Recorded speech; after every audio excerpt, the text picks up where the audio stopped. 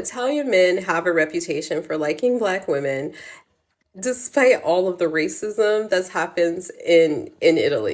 You know, in the US, colorism is a really huge barrier for a lot of women in dating and even dating Black men, Black American men.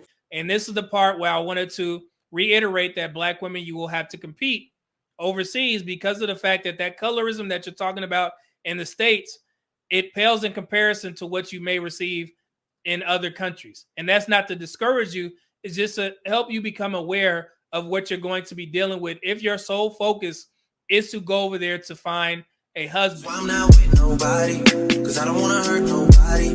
Did it over text, didn't call me. Still got love for your mommy. I know you wanna be somebody, even if you gotta leave somebody. I just want to give you guys an overview in regards to what I learned listening to these women talk about their experiences overseas. So Black women, please pay attention to this. So dating and or marriage is not, I repeat, it is not the primary goal for Black women when moving overseas. For the most part, they're simply moving for either work, a better living experience, or because they love to travel. There are some Black women that are trying to, I guess, do what the passport bros do. But from what I saw, most of the Black women are not going over there to find a husband. If it happens, they are open to it. They are dating out there. However, that is not their primary goal. And they'll tell you in these interviews that I got from them. So yeah, so if you think that there's a mass exodus of Black women that are just going over there looking for husbands, it's not. They're just trying to enjoy their peace. They're just normal travelers who love traveling the world. They love seeing new things. They love the culture. They either work, they are expats, and they are just simply enjoying themselves. And I also have to put this in there. If you're traveling to date or find a husband, you better be a Black woman that truly doesn't mind dating interracially. I know it's a talking point in the States about swirling and I'll just date a white man, but overseas, there is no safety net of Black men in abundance. So you're going to have to compete. And you're also going to have to be better than the women of whatever country that you're traveling to. So in the States, I know that there's this narrative that, hey, I'm going to just swirl or I'm going to find a white man to settle down with because I don't like Black men. And I'm not saying that the women on the videos that I have think like this. I'm just reiterating the narrative that I see. I'll just go overseas and find a husband. But basically what I'm telling you all is that you're going to have to compete in any country that you go overseas because of the fact that most people tend to stay with their own. Now, that's not to discourage Black women from finding love. I've already placed videos out there where women went to Italy and they found a man who they're currently dating. There's another young woman who went to Italy and she got on the train ride that takes you to the various different countries, and she found a guy that she's currently dating. But for the most part, none of these women were really saying about marriage. They were just talking about their dating experiences. So if your intention is to try and find a husband over there, yes, it is doable. It's possible, but just understand that you're going to have to compete with the women that are overseas. And there are a contingent of Black people that actually are expats in these particular countries, but they're not in abundance like in the States. And the reason why I brought Black men up being the safety net, so to speak, is because of the fact that we marry Black women at an 85% clip. So if you're a woman, a Black woman who is trying to go overseas, you're essentially removing yourselves where you're the most sought after, which is the States, which is very simple. But if you had a bad experience with Black men and you just feel that I need something different, then hey, try your luck overseas. But just understand that you're going to have to compete with the women of their country and also the women of other countries as well, because a lot of people go to these countries and they're from their own areas as well. So it's just going to be a different level of competition when you go over there and you try and snag one of these foreign guys. And don't get me wrong, foreign guys do like Black women. There are some foreign men who don't mind dating Black women. I've got mixed reviews in regards to the videos that I saw about Italy.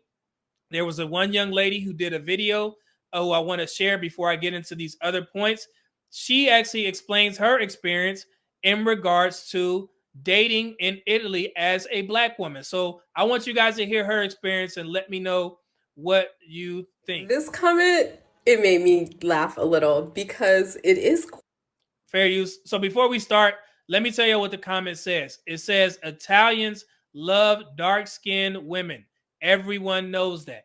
So this is what she's responding to. So here we go. Quite ironic how Italian men have a reputation for liking Black women, despite all of the racism that happens in Italy. So my first comment about this is Italian men's favorite color is pink, if you know what I mean. So I actually know several. So real quick, basically what she means by Italian men's favorite color is pink. She's basically saying white women. So from her experience, Italian men tend to prefer women who are white presenting. So she just got that out of the way. And like I said, she lives there, so she would know. Let's continue. Darker complected American women who are married to or coupled with Italian men. And I really don't think this is so much about what Italian men like, but what these women have found when they've come to Italy and actually found men who desire them. So, you know, in the US, colorism is a really huge barrier for a lot of women in dating, and even dating Black men, Black American men. All right. So I wanted to, and this is the part that I wanted to address. So she said there's an issue with colorism in the States, in particular with Black men. And this is the part where I wanted to reiterate that Black women, you will have to compete overseas because of the fact that that colorism that you're talking about in the States, it pales in comparison to what you may receive in other countries. And that's not to discourage you. It's just to help you become aware of what you're going to be dealing with if your sole focus is to go over there to find a husband. You may have some barriers that you may have to overcome that you necessarily wouldn't have to if you were dating in the States, in particular with Black men. Me personally, I don't believe that the majority of Black men are colorists. I just learned all these words. Colorist, it was some other ones out there. Featurist, texturist.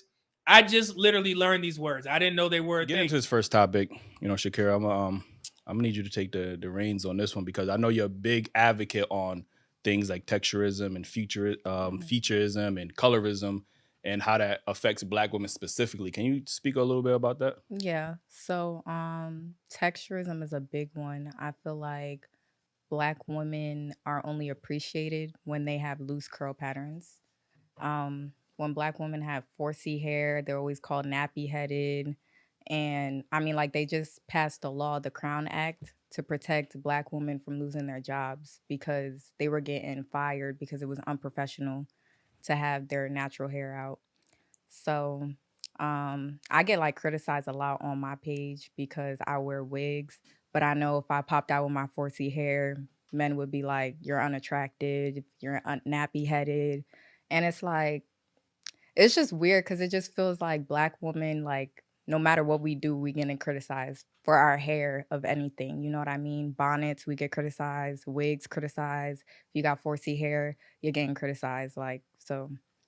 So what about you said featurism? So that was texturism or feature? Yeah, that was texturism. Okay, so it's featurism. That one, it's a little like tricky, but it's like discrimination based on your facial features. So for dark-skinned women, like I benefit from this because like I have features that fit the European beauty standard. And I want to make it clear, I'm not saying I have European features. I'm saying that I have features that fit the European beauty standard, which means like I got a small nose, big lips, like narrow eyes, and like I look like a Black Barbie. So like on dark-skinned women, we only get desired in media when we look like high maintenance Black Barbies. So like me or Ryan Destiny or Kelly Rowland. But like women who have like wide noses, for example, like they're deemed as undesirable or masculine. And it's kind of just like, it's just a little bit weird that that's an issue in our community because it stems from racism, but it causes so much division in our community, especially between like Black men and Black women. So. And then last but not least, colorism. I know that's a Yeah. big one. Can you explain that? Yeah. So that's discrimination based on your skin tone. So dark-skinned people are at a disadvantage and light-skinned people are at an advantage because it goes way deeper than I'm gonna get into. I know you made that face. Light skinned men are not at a disadvantage. I would say that, but when I'm talking about women, I think dark skinned women are at a disadvantage because, like, even how we're represented in media, like, we're always the strong, independent black woman, or we're masculine, or we're the ghetto ratchet girl. Like, we're never the feminine or the like the classy, acceptable black person. Like, we're always deemed as like just the this typical stereotype of a black woman, like in TV shows like Martin and stuff, like with Shanae, like it's just things like that. Versus, like, I will say with light skinned men, I don't think they benefit from it though, because they're viewed as feminine and soft. And on the male side, men don't want to be viewed as feminine and soft. So Appreciate you. yeah, yeah. For real. But in the States, I think it's fair to say, or safe to say, that the majority of black men are not colorists, featurists, or texturists. But in other countries, you may have to deal with that. So that's just something to keep in mind. Let's continue. So coming to Italy and getting like all of this attention from men, and Italian men can be pretty. So here you are in this country where all of a sudden men are just like, hey girl, what's up? Blah, blah, blah. And you're in your own country, you don't get that attention. In fact, people expect you to be different and you aren't allowed to just be a woman. And I'm gonna be super honest, like the women that I know who are here definitely have admitted to having difficulties meeting men because they were darker complected in the US. And so I don't really think it's about Italian men per se in like mass, but finding a decent amount of men who are interested and who also allow you to be a woman without like jumping through hoops. Because a lot of times, like darker skinned women, especially in the US, they are expected to do more because they don't, like, people have told them they're less desirable. All right. So I honestly can't speak on a darker woman's experience in the United States. If there are any darker complected women in the comments, you could let me know if she's telling the truth or not. But me personally, like, hey, if I was to get my fiance, y'all be like, well, yeah, it's obvious that he has a preference for dark-skinned women. I mean, it just is what it is. That's always been me. I've never had any bias towards dark-skinned women. I've always preferred them. I've always been a huge fan of Kelly Rowland. I thought she was a gorgeous young woman. But I've never had that bias towards dark-skinned women. I'm not sure where that comes from, but like I said, she's a darker complected young lady, so I don't want to invalidate her experience. I can't really speak on that, but this is what she's saying. She's saying that the majority of dark-skinned women have to jump through hoops when they date in the United States, but I've just never experienced that. Most of the black men that I talk to, they've never had an issue with dark-skinned women, but it seems that a lot of black women think that that colorism aspect is out there, and that may be a conversation that we need to touch on a little bit further. But we also need to touch on the colorism from the other side. I hear a lot of lighter-skinned women complain about experiencing colorism as well. So I want to know if those things are the same. It typically comes from black women. I've said that multiple times. It seems that black women don't view light-skinned women as black women. And I've always noticed that. I'm like, I wonder why that is. But maybe that has something to do with colorism. But this is her experience, and she's telling it like it is. So I'm going to just go ahead and let her cook and let somebody tell me otherwise. So let's continue. And these women that I have met have found the very opposite to be true since they've been here, and coupled with Italian men. But there are some challenges that I've seen, and I'm going to be honest, some of these relationships are not ones that I would have participated in, but they are seemingly happy. And when I first came to Italy, I'm going to be honest, I didn't know that Italian men had this reputation. Like, I was actually married. My man stole me from somebody. But I think like the consistency, them knowing what they want, and when they want it, they go after it, has made a huge difference for a lot of women. So yeah, it's kind of a strange, ironic thing that it's true. All right. So she's basically speaking on the attention aspect. She's talking about when black women go to Italy, they get a lot of attention from men because you are different. In particular, if you're a dark-skinned woman, you are different in that area. So you're going to get a lot of attention. But one thing that I know, she said that she was married. I assume that she's divorced now.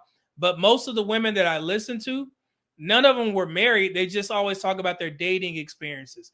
And that's the whole narrative that I want to change for black women who may be going overseas to try and find a husband, because I don't see enough black women saying, yeah, you know, I went to Italy and I met my husband. Here he is now. They never say that. It's always about my dating experiences. I'm like, well, we want y'all to get married.